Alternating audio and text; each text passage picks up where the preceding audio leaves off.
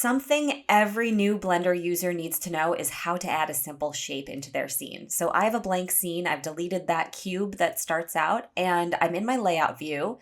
You could also be in modeling, but layout or modeling is good for this example.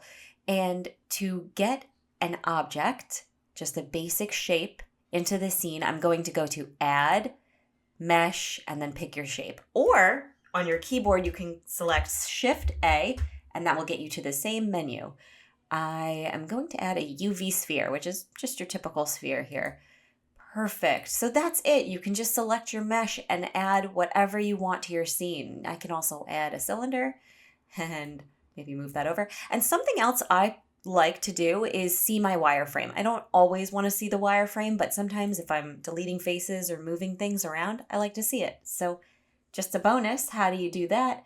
Go up to this overlays menu here. It's this blue double circle situation. And then you go to the down arrow, expand it, and all the way to geometry and wireframe.